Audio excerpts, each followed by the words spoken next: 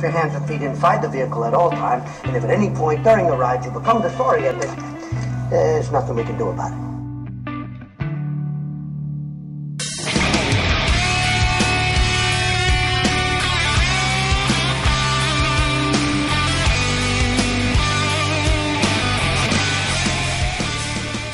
Hello and welcome to churchontwowheels.org. My name is Pastor Allen, and I would like to take a few moments to tell you about our new Ride of a Lifetime webcast. When the Lord placed me in this ministry almost 7 years ago, He gave me some specific instructions concerning my calling and how I was to fulfill it. As He unraveled His plan to me, I saw that it was His desire for the church to return to its roots, to leave the 21st century model of what church should look like, and to return to a more basic Christianity, the Christianity in the church that Jesus and His disciples talked about. Many people today in many churches feel like just a number in the crowd. Churches become so commercial that it takes a team of professionals to pull it off a lot of times. I wonder what the Apostle Paul would think if he looked at the church today. As I read his letters to the New Testament church, I see up-close and personal relationships. The people to whom Paul ministered were not just numbers in a crowd. And Paul was not trying to fill seats to capacity in order to meet the budget to pay for a new sanctuary. No, in Paul's day, the church was more of a family. In fact, they met in their homes, which fostered a more family-like atmosphere.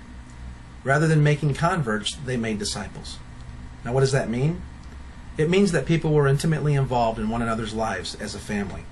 They didn't just share an hour a week together, they shared life. If one had a problem, the whole body shared the weight of it. That's the way the church is supposed to be.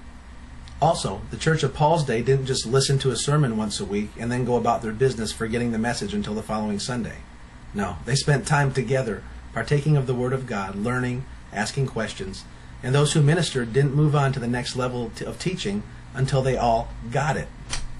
As a result, the Christians of the first century were sure of what they believed, and every one of them, regardless of their vocation, were equipped to carry the teachings of Jesus to those around them in their world. This was Jesus' purpose when He gave the Great Commission. He wanted all believers to take the gospel everywhere they went, so He commanded us to make disciples. The difference between a disciple and a convert is the same as the difference between having a baby and raising a child. When someone is born again, they're like a new baby, but they're not equipped to face the world and to live a successful life as a Christian. Discipleship is the process of developing believers to the point that they are full-grown, mature Christians who can live a successful life for Jesus and reproduce their faith in others also. In our church, we meet in our homes, we share the teachings of Jesus in a way that can be clearly understood and applied in everyday life. And we also teach our members how to pass that message on into their world, to their families, at work, on the streets. Typically, this discipleship would take place face-to-face, just like friends sharing life together and growing together in one another's homes. However, not everybody lives in Nashville, Tennessee, and there are many who would like to share in our discipleship studies that cannot come to my home. That's the reason for the Ride of the Lifetime webcast. These webcasts give me the opportunity to share our discipleship study with you as though we were sitting in my kitchen and studying together over a cup of coffee. One thing I've learned over the years is that there's no distance in the Spirit. The Apostle Paul could not sit down personally with every person in the churches he planted, but he wrote letters that shared his revelation of Jesus with those who were entrusted to his spiritual care. I'm sure that if Paul had access to today's technology, he might have had a webcast beaming out to all the church members of his day, teaching them all the things they needed to live the life that Jesus came to provide for us, the life more abundantly. We are currently preparing to launch our Ride of a Lifetime webcast, and it will begin airing sometime in 2013. As soon as we begin broadcasting, we will let you know.